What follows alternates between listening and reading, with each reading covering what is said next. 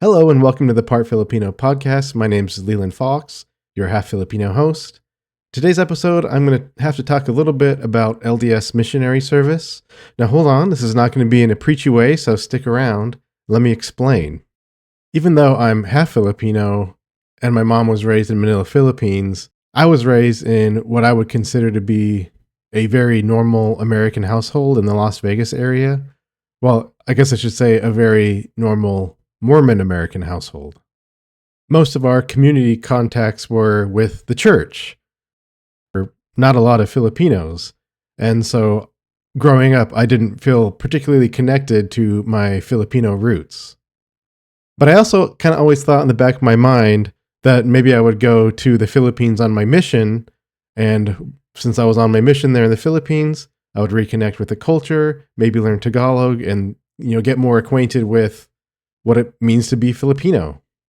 Just so you know how this works, all men are supposed to go on a 2-year mission, and the women can go on an 18-month mission if they desire to do so. But part of the process is you fill out an application, and you don't actually control where you go.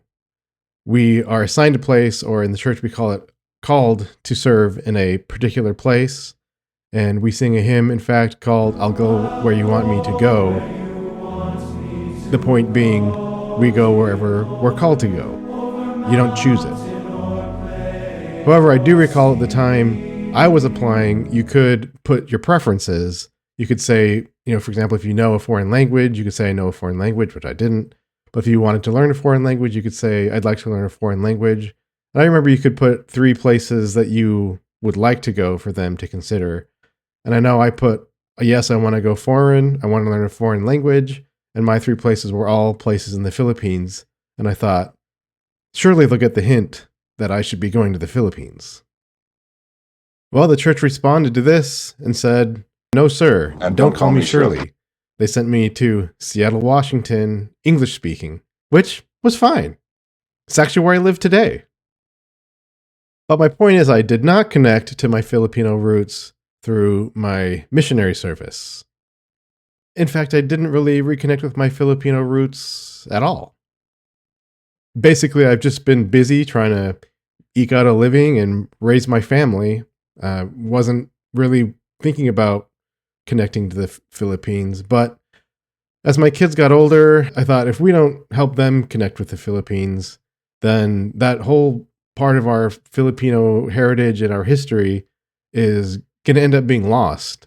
I mean, even though I didn't really feel connected to the Filipino culture necessarily, I've always been proud of being Filipino, and it's something I've always kind of led when I meet new people, that I let people know, hey, I'm half Filipino. And usually they'll say, oh, really? I thought you were just a white guy. Or it's like, oh, yeah, I thought maybe you were something. But, point being, I didn't want to lose that Filipino connection going forward. So I thought we needed to do something to connect now. And it was actually my wife who encouraged me to start this Filipino podcast project as a way to kind of document learning about the Philippines as I go. And since we started trying to do these things, we've been able to implement, and I recently shared about this with my daughter, we implemented some ideas from the Filipino debut, and that was an episode. And my mom taught us some of the tinikeling dance, which is a traditional Filipino dance. And so my kids can do that dance. And we also do just simple things like incorporating chicken adobo into our regular meal planning routines. And we have Filipino treats. And I do little fake ads for the Filipino treats that we will bring into our household. But it's just little things like that we've been able to implement. But what I thought would be interesting is to reach out to someone who actually did go to the Philippines on a mission and to see, like, what was the experience like when you were out there? What things did you find from the culture that were interesting or unique? Or what things did you come away with and say, hey, we should be doing more of this in the United States?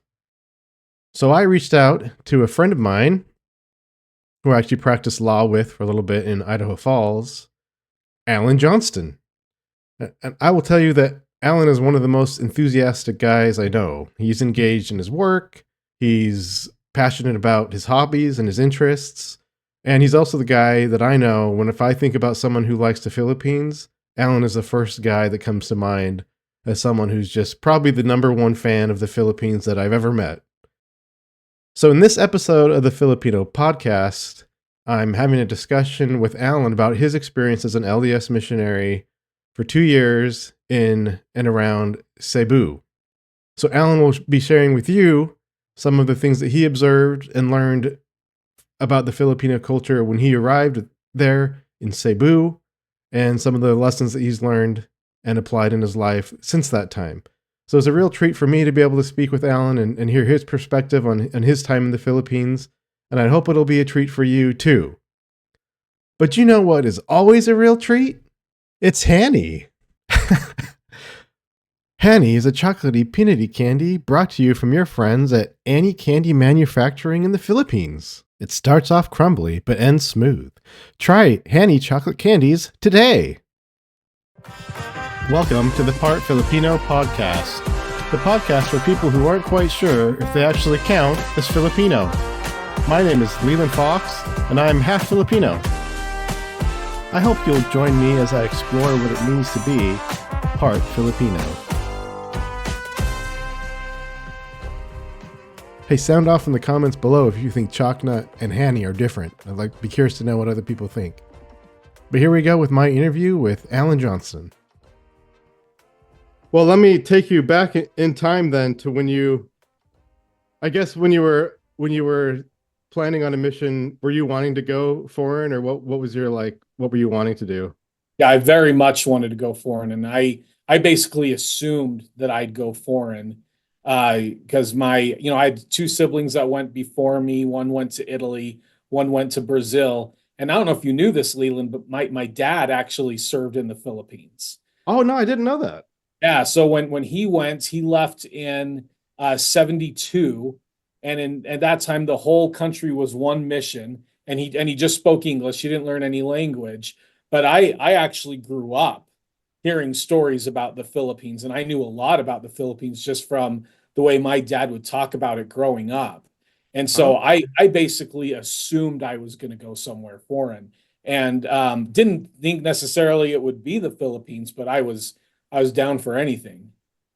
So then when you got your call and it was to the Philippines, what were your first thoughts? Well, I guess you knew about it. Yeah, I was with my dad when I opened it, and he was ecstatic. Yeah. And that's something that, even from there on for the rest of his life, we were always able to share. And, I was called to Cebu, and I knew that dad had spent time in the Philippines. The only city I knew offhand that he'd been to was Zamboanga, just because it was fun to say. So when it came that it was to Cebu, I asked him if he'd been there, and he said, yeah, I was in Cebu for 6 months.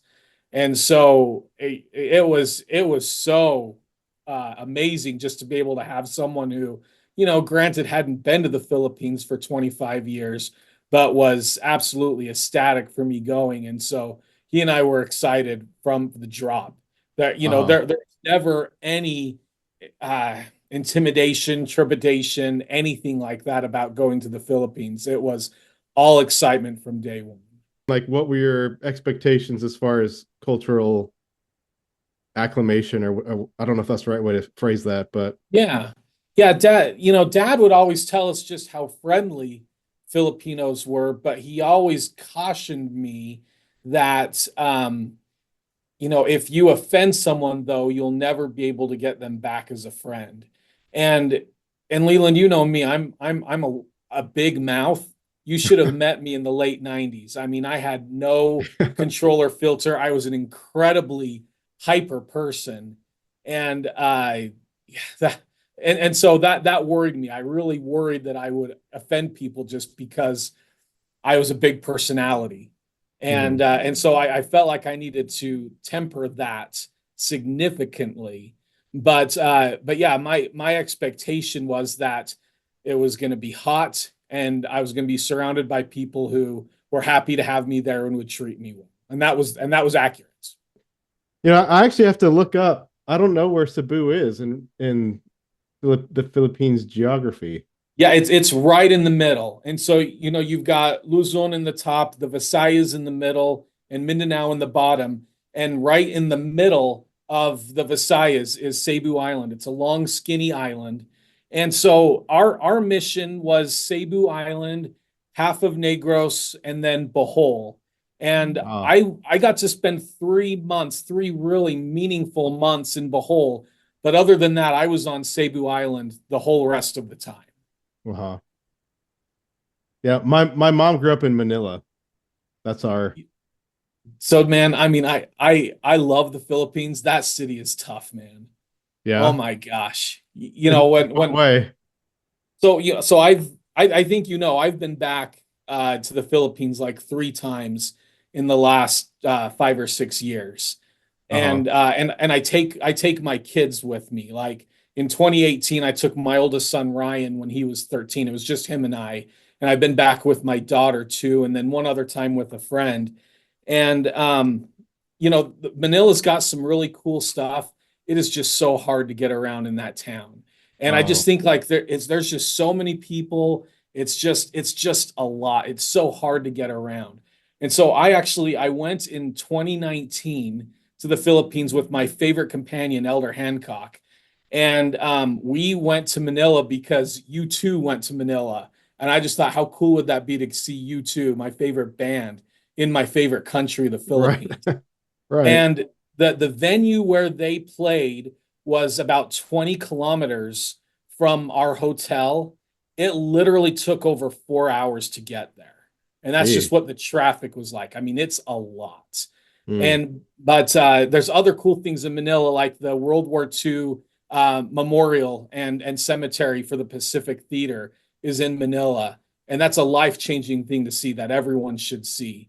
In the GBS, what's it called? The global, I forget what the area is called, but yeah, there are a lot of cool stuff in Manila, but it's just such a tough city, man. Yeah. I forgot if I told you in the email that we're going in February. Where are you going, dude? Well, we're going with my mom and my Okay. dad, and they're like, "Well, we'll take care of all the plans." So I actually don't know, but we are going into Manila. Like she's going to show us. I mean, her house she grew up in isn't there anymore, but just show us around. So you need So to see that. Like, obviously, you need to see where you come from. You need to see all of that stuff. And then once you do, I would get out of there. I don't know how else to say it. yeah, It's such a crowded place, man. yeah, Yeah. yeah. I know like she has a bunch of stuff that she wants to go see, and I don't know. Like I probably need to spend time and like think where would I like to go. So in oh, and what I've noticed, like with the Philippines now compared to when I was there as a missionary 25 years ago, is it is so much more touristy now.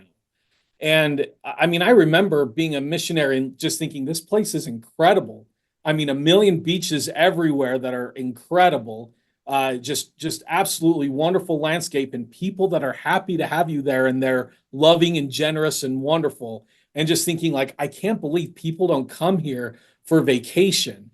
And now 25 years ago, 25 years later now, it seems when I've gone back, it seems like the Philippines is like Korea's Mexico, where you've got a lot of like people from, Korea, countries like that that'll come and vacation in the Philippines. And, now in Cebu and these areas that I lived that were just, really flat kind of squatter areas now have these huge high rise condos all over. And none of those big buildings were there 25 years ago. Like, I mean, it's different now. Wow. It's expanded, but there's also a really cool tourism uh,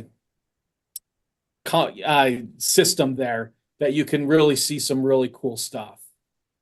So then when you like first set foot in the Philippines, like what was your feel or what Yeah, stands yeah. out for Me stepping out in the Philippines was immediately, holy crap, it is so hot here. I mean, yeah. it blew me away. And, I lived in Idaho my whole life. I'd been to like Florida once ever, and I'd never lived in somewhere that humid and that hot before, and I mean it punched me in the face. And Yeah. so that was thing number one, was just how hot it was. But I actually remember being in, after we got picked up from the airport, then being transported to the mission home where we were going to spend that night, and seeing a lot of people in the street, just real crowded, people everywhere, and people driving what I thought was really crazy, just really swerving in and out of traffic. The lines don't matter, it's just like something you might see out of, I don't know, an Indiana Jones movie. It's just like so different than anything here. But I know a lot of people get really intimidated by that. I just thought it was all really interesting, and I couldn't wait to get going. Uh-huh. What time of year was it when you got there? So that's a real funny question you would ask, Leland, because I have no idea. Oh, I really? got I got there in August, and to be honest with you, I never, in the 2 years I was in the Philippines, I never noticed a change in seasons ever. You Yeah. hear from a lot of people that there's a hot season and there's a rainy season, and I just remember it being hot all the time and it raining all the time. Just I never noticed a change at all. I never did. Were there any cultural things that you found when you got there that were shocking or surprising? What other I'm experiences were stand the out? other the other thing that I noticed when I very first got there is just that Filipinos can hustle, man. And I mean it was cool. You're driving down the road and there'll be people out there selling things in the streets everywhere. And even like in the road trying to sell everything from hot pads to fruit, everything else, and walking up and down the parked cars, or I should say stopped cars in traffic to sell things. And man, those guys could work. They could hustle. And one of my favorite things in the Philippines is the jeepneys. And you'd see the conductors and the jeepneys on the back especially, and even the drivers, just how they would hustle to get as many people on the jeeps as they can, to get the money for the rides and the plate. And I mean, it was cool to watch these guys work. And I mean, when they were going, like they could hustle, and I saw that just right from the very beginning. Mhm. Like uniquely more than you see here. Yeah, it's different. Like, I think that Americans, um, maybe at like our cozy desk jobs like I have, maybe work pretty long hours compared to there. But that when you're poor and you've got to hustle to make it for your family, Filipinos will do what they got to do, and they work hard, and they'll hustle to try to make sure that they can make ends meet. And I admired that. I really did. Still do. Yeah. I saw on these pictures you're holding a lot of animals, and I'll pull these up when I kind of edit it, unless you have them up and can want to screen share it.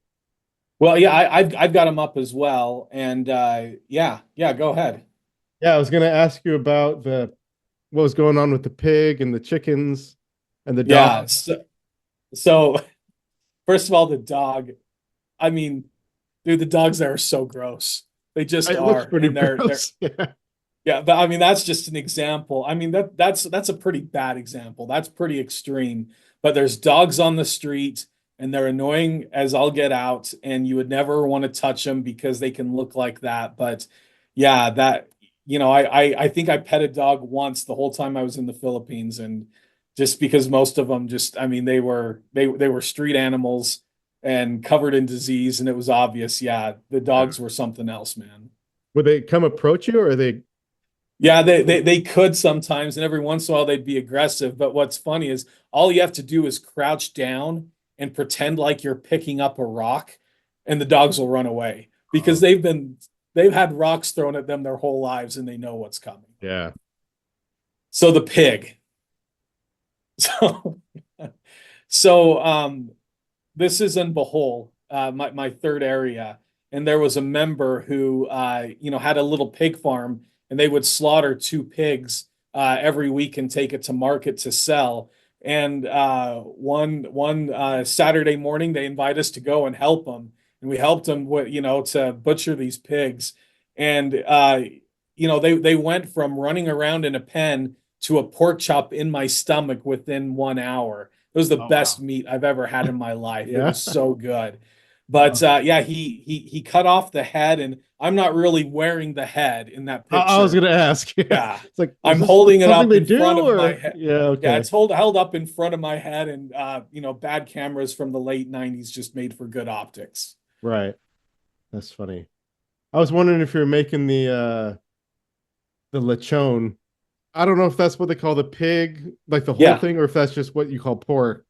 yeah. The lechon baboy is the roasted pig, and yeah, he would butcher it and cut it in pieces. That's not that those weren't pigs for lechon. They were way too big for lechon baboy. Oh, okay, so they're smaller. Yeah, I my daughter turned 18 and we threw a little, we call it a Filipino debut, Awesome. which I just read about it on Google and we didn't do any of that, but I looked into getting one of those and I decided not to, but the person that was there was like, "Yeah, we use special spices. They call it the Cebu style. Oh, They're okay. like, we use these special Cebu spices." And then she said, "So it doesn't have that smell." And I was like, "Maybe I don't want this." So I never had bad lechon baboy, like Yeah. ever. It's so good, man. You missed a good opportunity. Next time you should get one. I Yeah, mean, it's I probably will next time. Yeah. yeah. We were short on time anyway. It was like the anyway, but how often would you have that? Like what would it be for? The lechon baboy. Yeah. Yeah, yeah. When the wards, the congregations would have parties, usually there would be a lechon baboy there. If people were celebrating, they would have it. And just like I talked about how Filipinos are so generous, I mean, it could be like we're just walking through and saying hi to people, and someone would say, "Hey, they're having a birthday over there." I'm sure they would share their baboy with you, and so we would get it. I mean, I'd say at least monthly. But I mean, it's a treat. It really is. It's not an everyday thing. But Hmm. I like the chicken, the way they would the lechon manok, I thought was what I'm the spices for that were just, I mean, just so good. That was just money. And that was something I'd get more often. That was way less expensive. Uh-huh. As far as just eating, like on a day by day, like what was the diet at the time? Yeah. So really cool thing about the Philippines is that they've got bread shops all over. And the bread is good, but it's very sweet. Like even sliced bread in the Philippines is way sweeter than our bread. But I would typically for breakfast just get a few rolls at a bread shop and I would eat that. There's some places where I would eat and it would be just like lunch where you would have your kanon, your rice, and your sudan, which is whatever you eat with the rice. You call that sudan. But my favorite foods would be like if you get something that's a nice kind of stew where you've got a nice piece of meat, whatever it may be, that and with some potatoes and vegetables, and you eat that with the stew on the rice. That's my favorite stuff in Filipino cuisine. But yeah, but I mean, it would be and then at night in the Philippines, when it gets dark, they start barbecuing, and you can get barbecue on the streets. That's just money. And so, I mean, at night, it was a lot of barbecue, and they would do pork skewers that were really inexpensive. And, I'd get some rice and eat it with the pork on the skewer. And, ooh, yeah, that's good stuff. So, usually bread in the morning, rice and some stew with it, what they call sudan for lunch, and then barbecue for dinner. That's an ideal day. That's a Yeah. wonderful day. Yeah. How about anything that was weird, or was there anything you like didn't like? Well, food wise, like, obviously everyone knows about balut, the fertilized duck egg. Yeah. Smells worse than it tastes. I was fine eating balut. But, a lot of liver, and I just didn't, a lot of times in the pancit, the noodles would have liver in it, and I didn't care for that very much. And the dugo dugo, the various blood puddings and stuff like that that some people would eat with rice. I couldn't Uh-huh. even bring myself to try that. But the worst thing by far, food wise, is and my memory is that it's called ginamay, which was like when fish was about to go bad, they would pour vinegar in it and then mush it together in a paste and then eat that with their rice. And it just smelled so bad. And I just could not eat that. I couldn't do it. I was very adventurous in what I would eat, but that was tough, man. Yeah. I Sounds couldn't bad. eat the ginamai. Yeah. I remember when I was little, my mom would use, oh man, what was the name of it? No, not pancit is a noodle, right? Pancit's the noodle, yeah. And What was pancit it without called? liver is money. It's so good. It's Yeah. absolutely Oh, fantastic. it's called patisse. Patisse. I don't know what It that was, it is. was a fish vinegar of some sort, but it's very strong.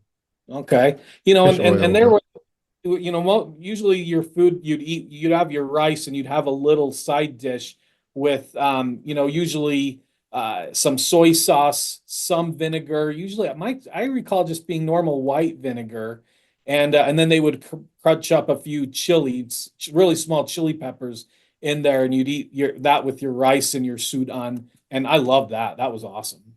hmm yeah. Well, let me go back to the question about like what were the hardest adjustments.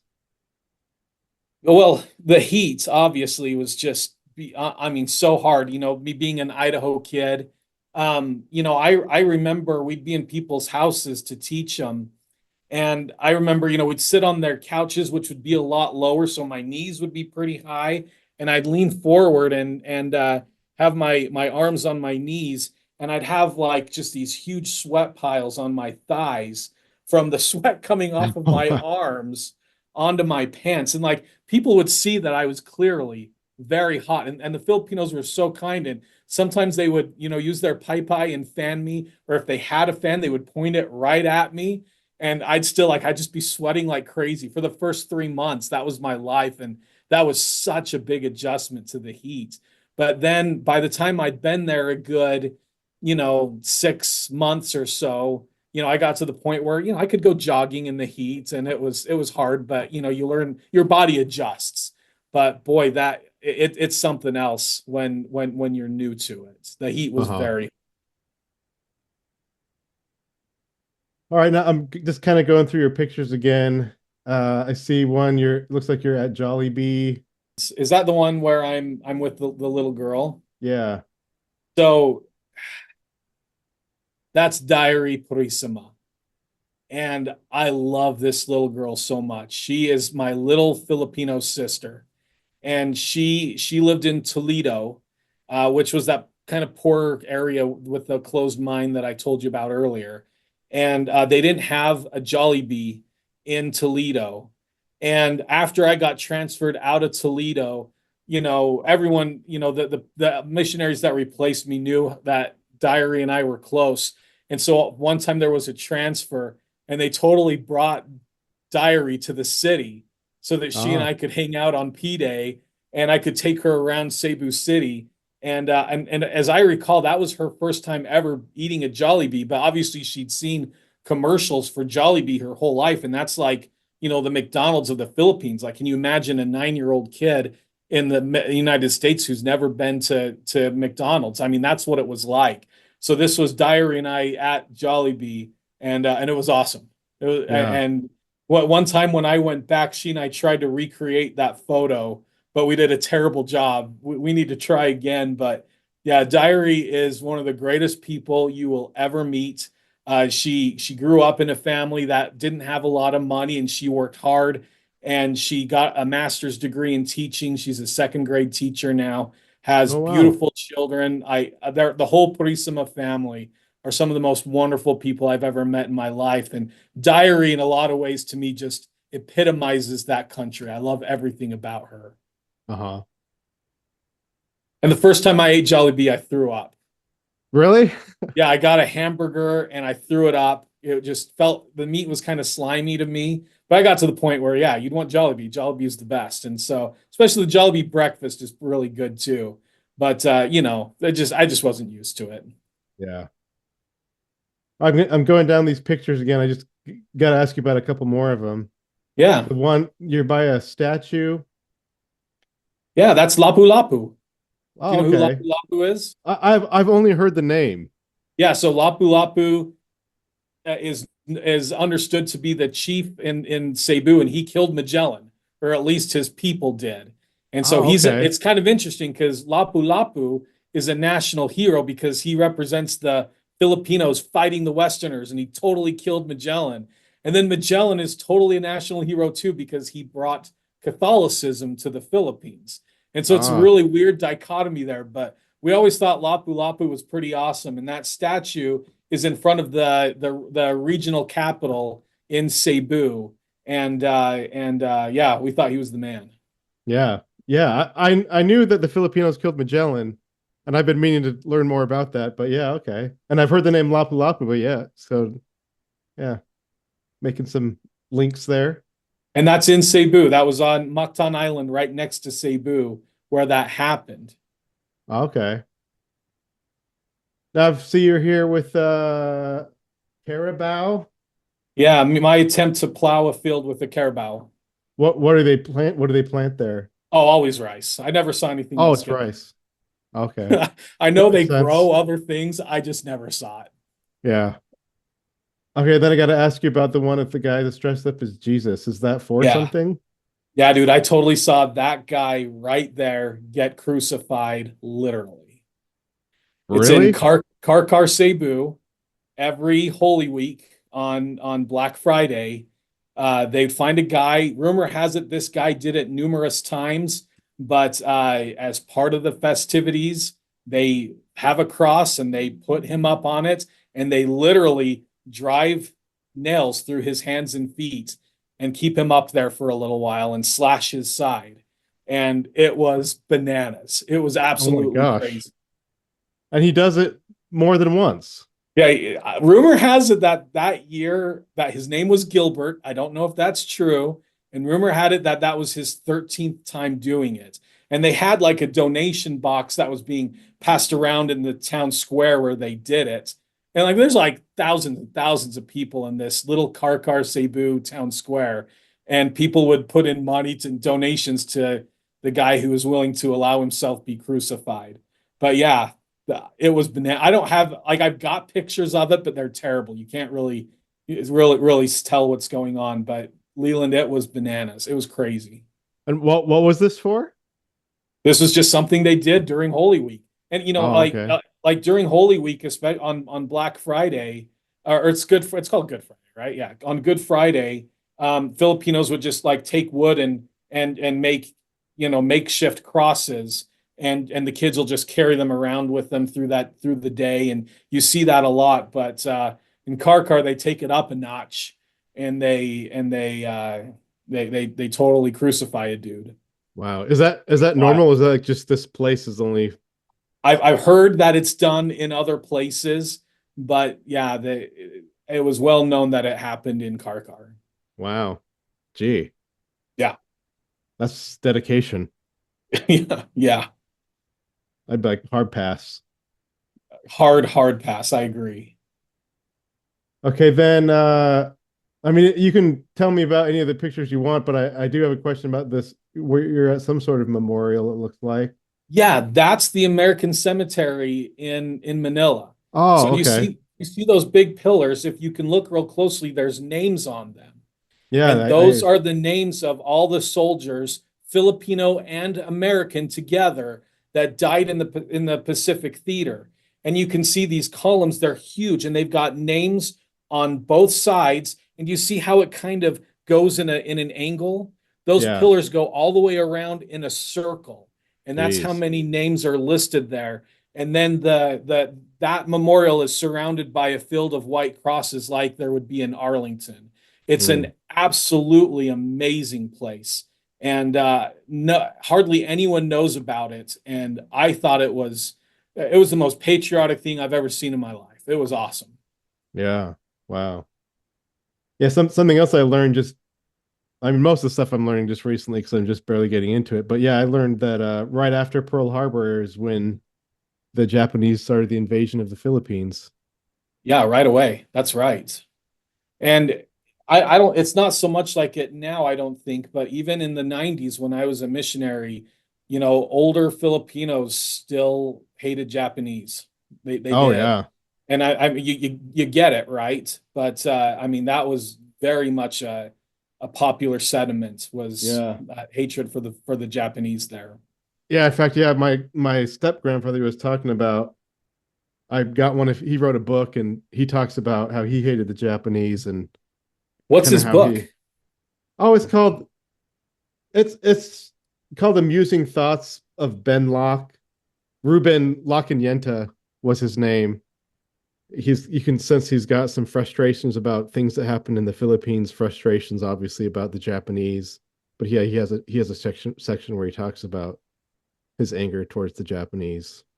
Yeah, I mean, obviously, being there in the 90s, I would meet lots of people who very much remember World War II and remember having to hide in the mountains, living off of dog and or whatever else they could forage and find. I mean, it shows a resilience of a people that is admirable and also makes you realize just how evil mankind can be. Yeah, Absolutely. yeah. That And actually was. I think to this day that's a big reason why Filipinos, were so welcoming to us is they know that, Americans did give them their freedom and liberated them and then took way too long to let them be independent, but it happened eventually. Uh-huh. And yeah, and that's a big part of why there's still a bond between Americans and Filipinos. All right. Well, any of these other pictures that you'd want to share before? Yeah. So the one with the little girl giving me the bless on the hand, or you're familiar Oh with yeah. blessing? Yeah, and that's Only how only now. We never did that as kids. So you didn't. mm-mm. Yeah, that's how you would show respect for your elders is take their hand and bless them and put their hand to to your forehead, and that's how you do it. And I actually do that to my mom to this day. Every time I see Oh. her, I bless Uh-huh. my mom. And and it's something that I did as a missionary too, trying to, wanting to be a part of the culture and showing my elders who maybe gave me in a lot of ways way too much deference for being an American. And I want to show, no, you're the elder here. I respect you by blessing them. And I did. I genuinely respected them. And that's obviously the respect for your elders is a part of Filipino culture that I very much admire. And how does that work in like a practical sense? Like I know people would, but the way that I heard about it, and this is just me reading about it, is like you'd go visit your grandparents, and your grandparents would, hold out their hand, and you would do the forehead thing. But how does it work, like in a Yeah, day to day situation? you would see that a lot where like the elder would put out their hand for the children to bless them, and I obviously was never comfortable doing that, but children would often reach out for my hand and I'd give it to them and they'd bless me, and then I in turn I did that to my elders in the Philippines, and I would put out my hand and I would bless them, and I think it's a beautiful practice. I really Mm-hmm. do. Like in what context would it be? Like if say you're is it something that you do in the like halls of say you're in church and you having someone, then you do that like just Yeah, going through the yeah. halls or Yeah, yeah. absolutely. Like in the halls Okay. and as people are coming into church, I would, I would do that. Some people I'd shake hands. There were someone who was, old enough to be my grandfather, especially or grandma. I would bless them. And with the Filipinos, it's kind of funny because like with sometimes they like, if someone like a child came home from school, it's like the duty, oh, you got to bless dad. And it's like a half-hearted grab the hand, you put on the head and you move on, kind Hmm. of a thing. But then there's sometimes it's very solemn. They take the hand and they slowly put their Yeah. forehead to their hand, and it's more solemn, if you will. So lots of different kinds of blessing, and all a good practice. Uh-huh. You mentioned that you still do that today. Is there anything else that you kind of borrowed from them that you continue on to? Yeah, yeah. I always eat my rice with a spoon. Eating rice with a fork is just awful. You can't do that. And you can cut a lot of food with a spoon. You don't need a knife unless it's something you need a steak knife for. So I'm definitely more of a spoon user. On occasion, I'll point with my lips, especially if I'm holding something and I need to point somewhere and I can't use my hands. I'll point with my lips to this day. There's little things like that. Sure. Yeah, and see that's one of those things too where I didn't totally know that like we would eat with rice with a spoon just Yeah. growing up, and I didn't know that that was a weird thing till I was at someone's house and like, what are you doing? And I'm like, is this not what you do? Yeah, the Yeah, fork is for pushing rice onto your yeah, spoon. exactly. You don't need Uh-huh. a fork beyond that. But no, Right. yeah. I mean, rice falls off of forks. Why on earth would you use a fork? Or even worse, why on earth would you use chopsticks when you can use a spoon? Thank you to the Filipinos, right? They got that right. Yeah, it kind of makes sense. Yeah, that's funny. When are you planning on going back again at all, or Yeah, so it's the tradition has been, and when the children turn 13 or 14, I take them to the Philippines. My youngest is 10 now, and when he's 13, I'll probably take him. I've got lots of friends because I mean, as you can tell, like the Philippines is still central to my life, and there's not a day that goes by that I don't think about my time there or my friends there, especially those I've been able to reconnect with in the last 6 years. And so I talk about it way too much, and my friends and family probably get really sick of hearing about the Philippines. But there's a lot that are like, "When are you taking me?" They're really excited to go. So who knows? Who knows when it'll be next? But worst case scenario, when my youngest is 13, we'll go. yeah? Or I guess last substantive question here is anything else that you'd want someone to know, like that would be like me, trying to learn about Filipino people that we haven't covered that you'd think would be just a good thing to know? And I'm going to cue in here some mood music. All right, there we go. We've talked about just how generous and kind Filipinos are, how welcoming they are. And that makes it really easy to be there, to be in the Philippines, and real easy to make connections with people. And that's what we as Americans could do so much better, is just treating strangers better. And I think a lot of times, there's a lot of talk about people from that town or people from that state or people from that political party, right? That divides us. And Filipinos, you meet someone, you can create a connection with them so quick and easy. And they love to laugh. They can be very shy, but that doesn't mean they don't want to interact with you. It's just some part of the personality. And if we could be as kind as Filipinos, we would be better as a society. All right, that'll do it for today's episode of the Part Filipino podcast. Final shout out to Alan Johnston for coming and sharing his experience. If you enjoyed this episode, I hope you'll give it a like and subscribe, and I hope to see you next time on the Part Filipino podcast.